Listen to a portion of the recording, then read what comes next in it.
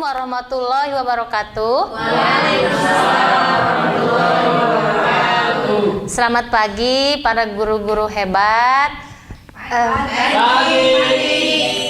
Terima kasih untuk kehadirannya dalam kegiatan saya ya, dalam melaksanakan tugas aksi nyata modul 1.4 tentang budaya positif. Di mana tugas ini saya sebagai calon guru penggerak angkatan 7 diminta untuk melaksanakan webinar kepada teman-teman semua. Nah, saya yang pertama ucapkan selamat datang para guru hebat. Mari kita belajar bersama, berkolaborasi dan saling mendukung demi mewujudkan disiplin positif di sekolah kita, yaitu di SMA Negeri 1 Kawali. Di sini saya akan mencoba menjelaskan tentang konsep utama modul budaya positif. Yang pertama, adanya perubahan paradigma. Yang kedua, disiplin positif. Yang ketiga, kebutuhan dasar. Yang keempat, motivasi perilaku manusia. Yang kelima, posisi kontrol restitusi. Yang keenam, keyakinan kelas. Dan yang terakhir yaitu segitiga restitusi.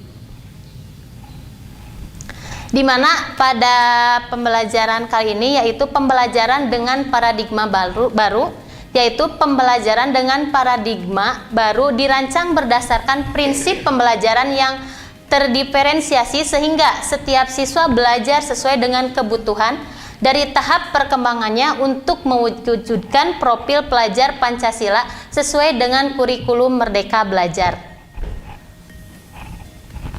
Yang selanjutnya, pada modul ini kita berfokus tentang budaya positif, di mana kita akan menanamkan tentang disiplin positif.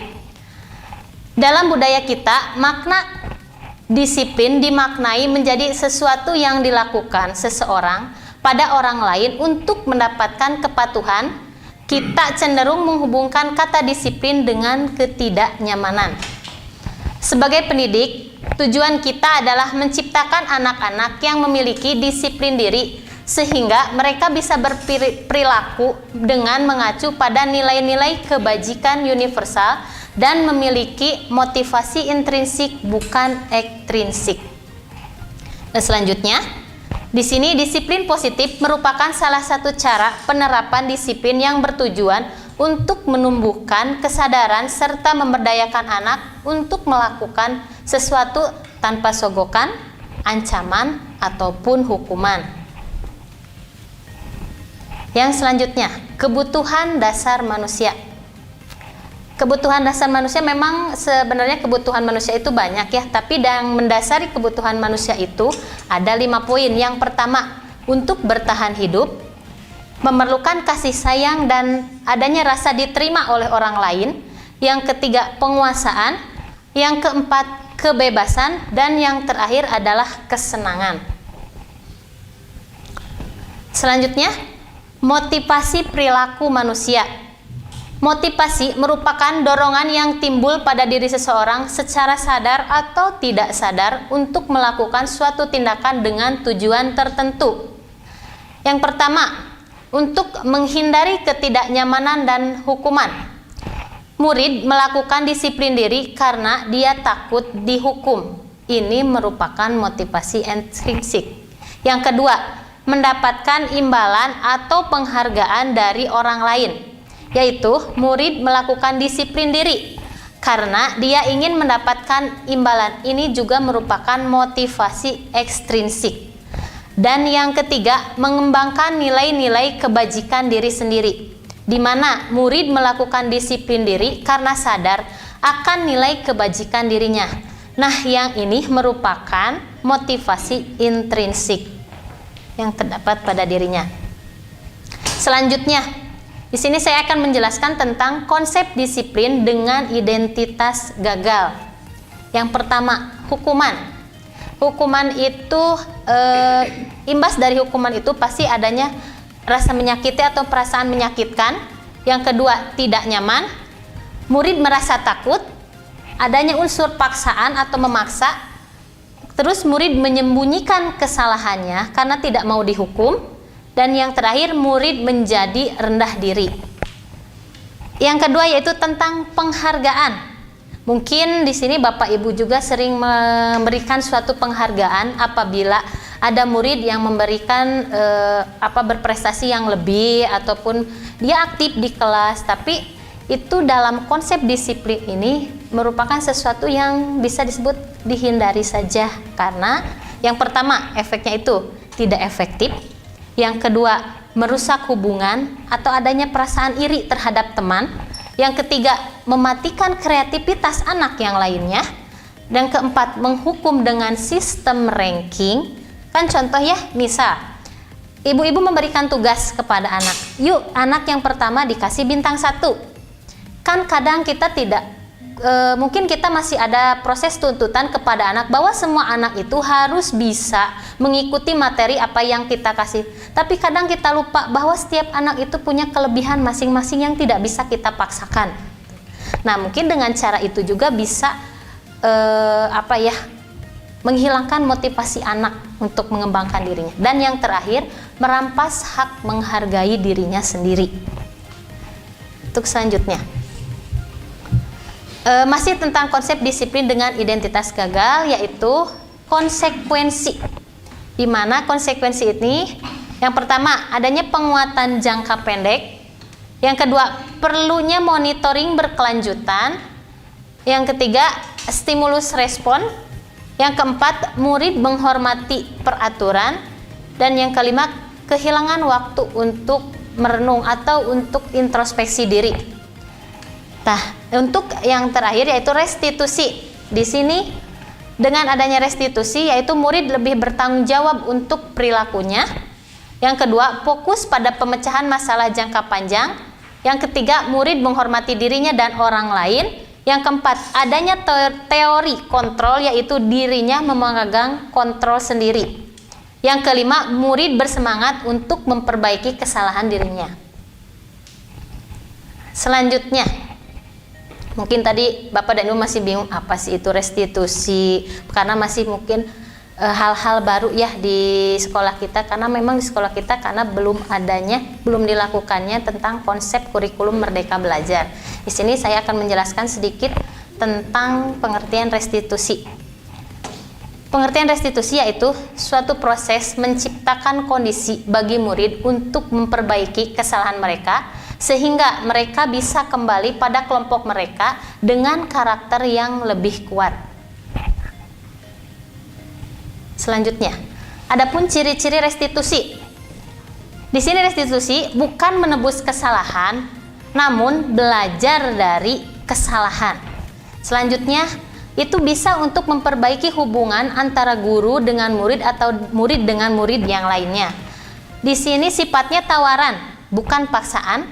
Terus menuntun untuk melihat ke dalam diri, mencari kebutuhan dasar yang mendasari tindakannya, fokus pada karakter bukan pada tindakan, dan yang terakhir untuk menguatkan dan fokus pada solusi. Di sini saya akan mencoba memberikan kasus ya dari restitusi yang tadi tentang hukuman dan konsekuensi. Contoh kasus murid yang sering tidak mengerjakan PR. Nah, mungkin Ibu dan Bapak juga ada ya di kelas ketika melaksanakan pembelajaran, ada beberapa siswa dengan karakter yang seperti ini. Yang pertama, apabila kita menggunakan hukuman, yaitu imbasnya guru menghukum siswa tersebut dengan cara misalnya hormat bendera selama 10 menit, guru memarahi dan murid menjadi takut. Itu hal-hal yang disebut dengan hukuman tergolongnya. Untuk restitusi, misalnya Bapak dan Ibu menanyakan keyakinan kelas, terus dirinya untuk membantu siswa menyelesaikan masalahnya.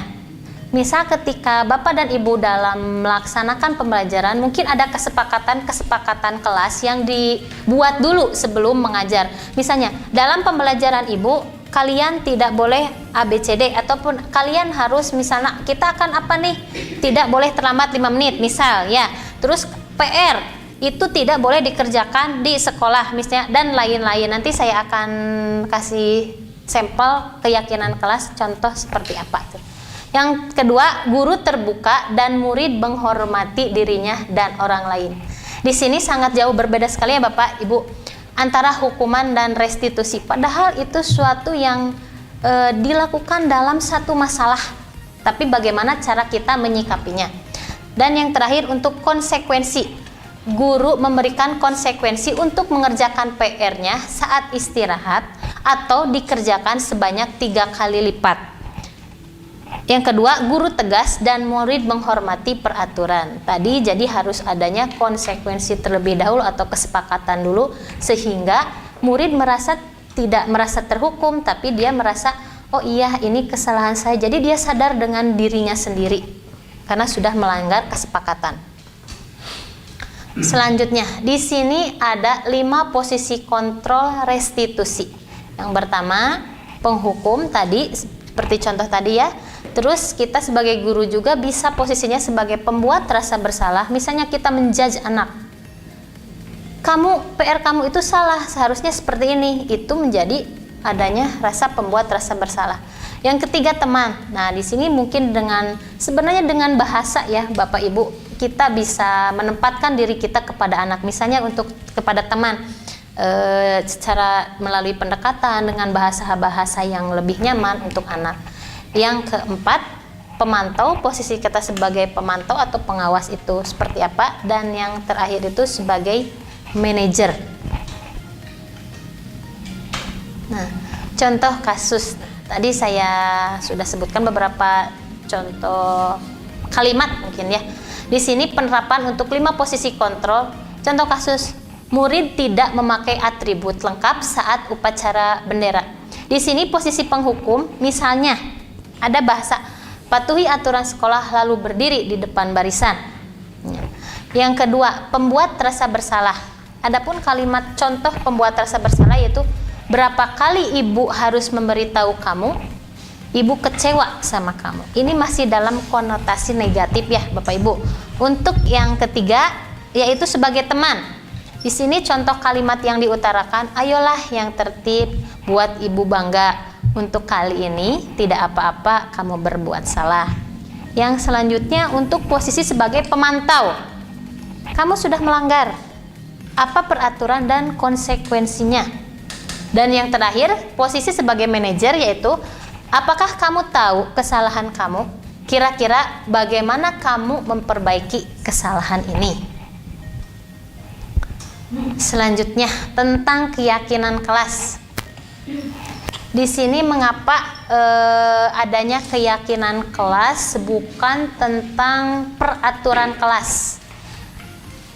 Karena misalnya contoh ya, kita mengetahui mengapa kita memiliki peraturan tentang penggunaan helm pada saat mengendarai kendaraan bermotor.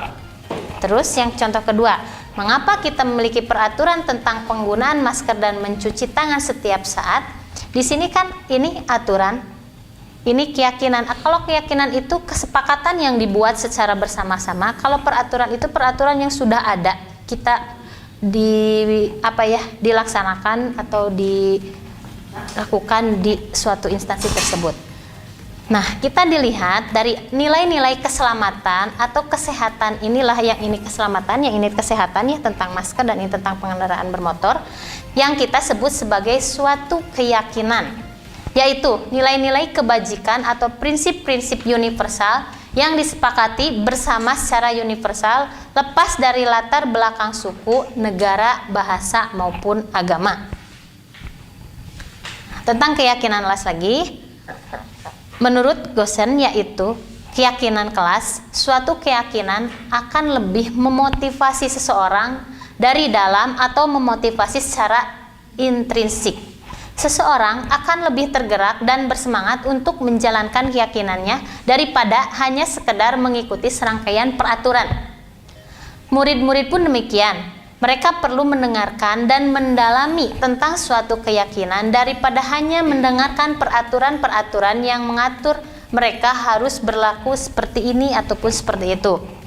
Yang selanjutnya, keyakinan kelas ini bersifat lebih abstrak daripada peraturan, yang lebih rinci dan konkret, karena keyakinan kelas merupakan pernyataan-pernyataan universal, yaitu pernyataan keyakinan kelas yang senantiasa dibentuk dalam suatu bentuk positif. Kegiatan membuat keyakinan kelas. Di sini guru bersama murid membuat keyakinan kelas. Contoh, berdiskusi tentang peraturan. Jadi keyakinan kelas itu kita diskusikan dulu dengan anak-anak apa saja yang akan disepakati. Terus merumuskan peraturan menjadi keyakinan. Dan yang terakhir, keyakinan kelas itu menempelkan di kelas. Ini bisa dipakai juga oleh para wali kelas ya untuk menuliskan keyakinan di setiap kelas masing-masing. Nah, untuk keyakinan kelas ada beberapa poin. Yang pertama, dengan adanya keyakinan kelas itu dapat menumbuhkan disiplin waktu dengan belajar dengan antusias, semangat dan percaya diri. Ini contoh keyakinan kelas yang dibuat ya, antara komitmen antara siswa dengan murid. Yang ketiga, menjaga kebersihan dan keindahan kelas. Yang keempat, jujur dalam proses pembelajaran. Yang kelima, bekerja sama dan tolong menolong dalam kebaikan. Yang keenam, saling menghormati dan menghargai baik kepada guru dan siswa. Yang ketujuh, selalu menerapkan 5S, yaitu senyum, sapa, salam, sopan, dan santun. Yang kedelapan, gemar membaca dan menulis sebagai budaya literasi. Yang kesembilan, berkomitmen pada tugas dan tanggung jawab. Dan yang ke-10, berdoa sebelum dan sesudah belajar.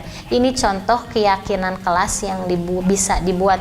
Untuk poin-poinnya itu masih banyak ya, tergantung bapak dan ibu dengan siswa dalam pembuatan keyakinan kelas. Bagaimana pembentukan keyakinan kelas setelah tadi dibuat ya? Jadi keyakinan kelas ini sifatnya lebih abstrak dari peraturan, berupa pernyataan universal seperti pernyataan-pernyataan tadi, dibuat dalam bentuk positif, jadi tidak boleh ada konotasi negatif. Semuanya harus positif untuk memicu motivasi anak. Yang keempat, sedikit saja agar mudah diingat. Jadi bahasa-bahasanya mending menggunakan bahasa-bahasa yang mudah dimengerti oleh anak. Yang selanjutnya, sesuai dengan kondisi kelas dan sekolah agar mudah diterapkan. Contoh, sekolah kita kan berbasis ICT, terus bernuansa Islami, terus ketika kita membuat keyakinan kelas yang bersifat internasional kan itu tidak cocok gitu ya. Jadi disesuaikan dengan lingkungan sekolah. Dan yang terakhir, semua warga kelas dilibatkan saat pembuatan keyakinan kelas. Nah, ini tentang segitiga restitusi. Tadi dibahas di depan, yaitu apa sih tentang restitusi itu? Jadi seperti ini, ketika ada anak yang bermasalah ya di kelas, misalnya ada siswa yang lambat dalam menyerap pembelajaran, kan otomatis adanya proses tanya jawab ataupun konseling antara siswa dan guru. Ini kelemahannya apa, permasalahannya apa, latar belakang anak seperti itu apa.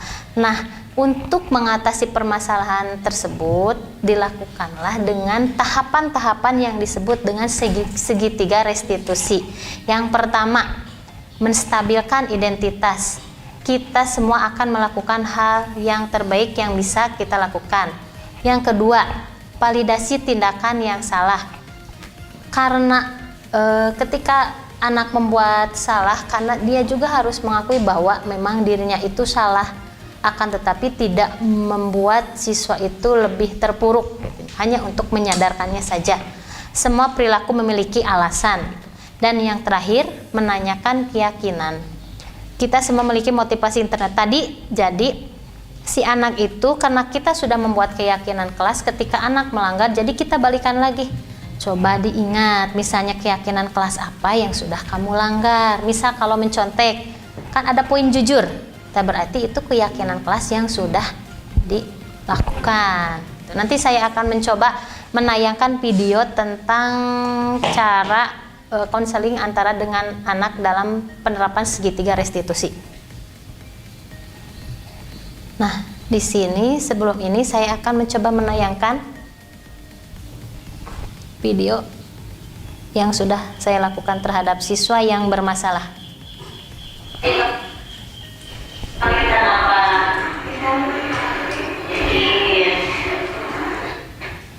Siswa ini punya masalah di kelas karena dia ketika ujian itu mencontek.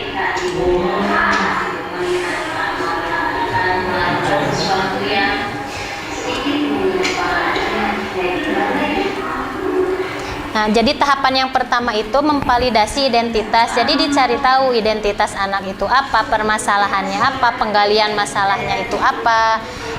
Terus untuk yang tahap kedua tadi untuk yang validasi kesalahan, kita mengetahui sehingga anak itu berbicara tentang kesalahannya itu langsung dari dirinya sendiri, bukan kita yang menjudge anak, kamu itu salahnya ini, kamu salahnya itu, tidak. Jadi anak sadar sendiri tentang kesalahan yang telah diperbuatnya.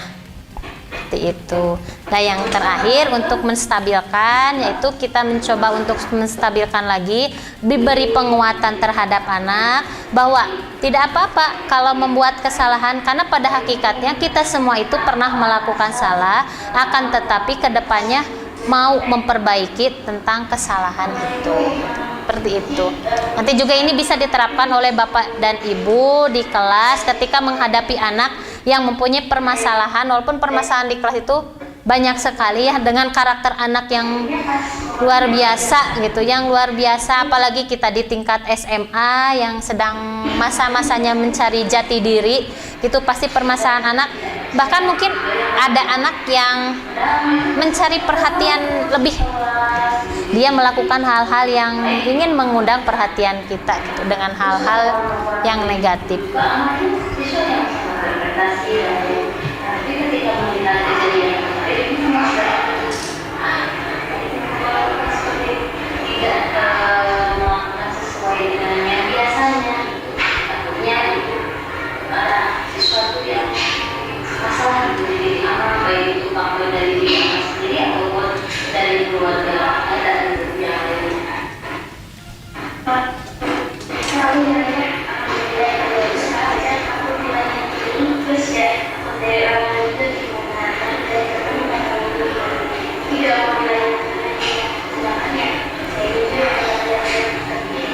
Dengan pertanyaan-pertanyaan yang menggali, jadi anak itu menyadari kesalahannya apa, terus penyebab dia melakukan kesalahan itu apa. Kan kadang ada unsur ekstrinsik dari luar yang menyebabkan siswa melakukan kesalahan, tidak hanya dari dirinya sendiri.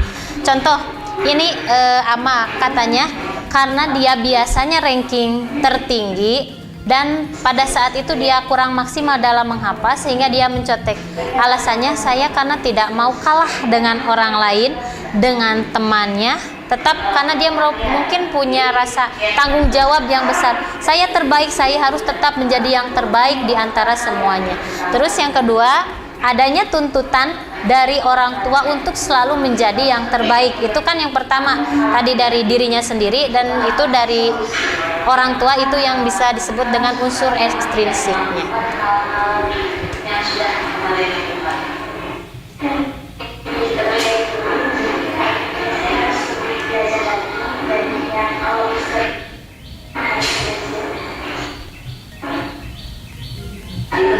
Keyakinan kelas dia yang dilanggar, yaitu tentang jujur.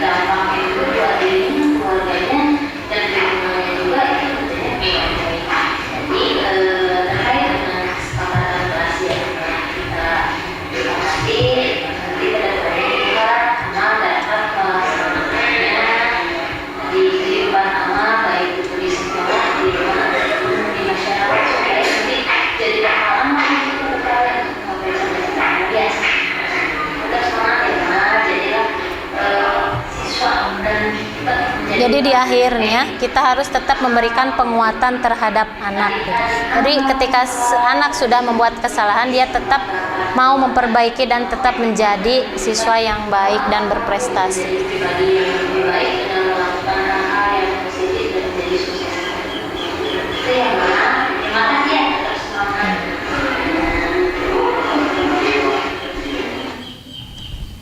Kita kembali lagi. Nah, Barusan itu contoh penerapan yang segitiga restitusi. Di akhir, dalam penerapan program disiplin positif, hendaknya guru memiliki standar kepribadian, profesional, dan sosial yang baik, di mana guru mampu berefleksi pada posisi kontrolnya saat ini. Bagaimana perjalanan dirinya sebagai seorang AMOM, yaitu posisi manajer yang menuntun murid-murid menjadi insan yang mandiri, merdeka, dan bertanggung jawab. Jadi mungkin kesimpulannya seperti ini, kita menuntut anak untuk menjadi pribadi, siswa, murid yang baik. Kita juga harus memberikan contoh yang baik pula, baik itu dalam sikap, perilaku, ucapan, ataupun profesional kita sebagai guru, agar si anak juga bisa melihat gitu bagaimana kita sebagai guru, apakah kita, walaupun memang kita sebagai guru juga tidak luput dari kesalahan dan tidak bisa sempurna, tapi mungkin kita di sini posisinya lebih dewasa dari anak-anak, bisa menutupi kekurangan kita dengan memperlihatkan kelebihan apa yang ada dalam diri kita. Sekian, terima kasih pada Bapak dan Ibu yang sudah hadir dalam kegiatan diseminasi ini. Semoga kedepannya kita bisa menjadi guru yang lebih baik lagi, lebih bertanggung jawab lagi, dan bisa memajukan sekolah ini kita bersama-sama. Terima kasih. Assalamualaikum warahmatullahi wabarakatuh.